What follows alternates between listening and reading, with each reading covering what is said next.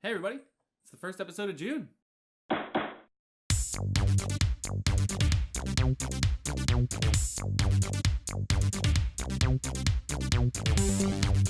It's me, Connor McBride for Tech Jury, bringing you the most important or fun news in gaming and tech. With E3 next week, news kind of has slowed down a little bit. We're getting a lot of game reveals and rumors with more to come at E3. So this episode may be a little bit short, but we encourage you to stick around for this week's upcoming video on Wednesday, as well as our weekend in-depth coverage of E3 as it's going on. Let's get right into it. It seems like only yesterday Assassin's Creed Origin was launched, but the newest iteration has already been leaked by a promotional image of a keychain. Video Live was sent an image of the promotional keychain that showed off a Greek warrior helmet as well as the title Assassin's Creed Odyssey. Apparently, Ubisoft didn't like these rumors circulating around so close to E3, so they themselves teased off the game, which is in fact titled Assassin's Creed Odyssey and will take place in Greece. Though we'll have to wait till next weekend to find out more about the game, we do know that this confirms they're moving back to a yearly release schedule. Ubisoft had taken a 2-year period to work on Assassin's Creed Origins, and if you look at the reviews and scores, it seems to have paid off. Hopefully this doesn't feel like another rushed Assassin's Creed. It's 2018. We've pioneered some of the coolest tech ever and advanced gaming to its highest peak yet. So could there be a better time to release a 41-year-old console? Atari put up their VCS console on Indiegogo and racked up over $2 million on their first day.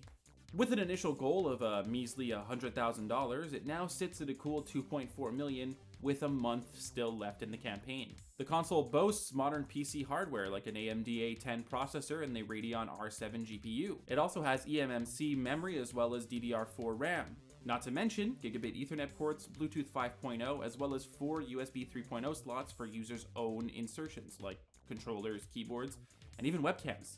The unit runs open source Linux, so it's possible for users to even boot up their own OS or software. You could basically use it like a really expensive Raspberry Pi with better internals. Check out their Indiegogo page linked down below if you want to learn more information about the VCS console, including things like the Atari Volt that'll have over 100 games for the Atari preloaded onto the console.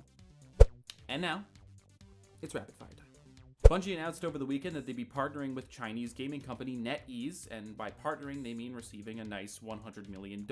This will help Bungie achieve their goal of becoming an entertainment company that sustains many worlds simultaneously, end quote. Destiny fans don't fret. Although they are looking to self-publish their new IPs, they have stated that Activision's partnership that should end in 2020 will not be affected by this, and that means that Destiny's world will continue to grow alongside these new franchises that they're trying to build.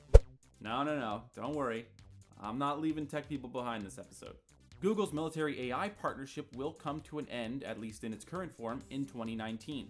Diane Green, Google's cloud chief, has announced internally that they would cease their involvement with Project Maven after the contract is up in 2019. Project Maven is a military contract that Google involved itself with to help the military use AI to increase its drone precision. They've had severe public backlash since it was found out that they were aiding in the program, and it looks like they're stepping back as a result. Google also announced last week that they'd be implementing a new set of ethical principles when it came to working with military AI.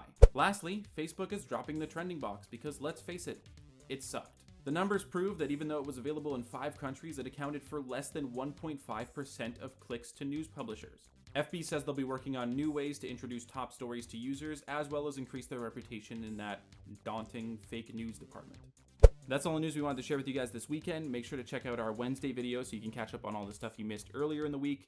As well, down below we've linked our socials, so make sure you follow those so you can know when we go live and we upload new videos. And have a good weekend.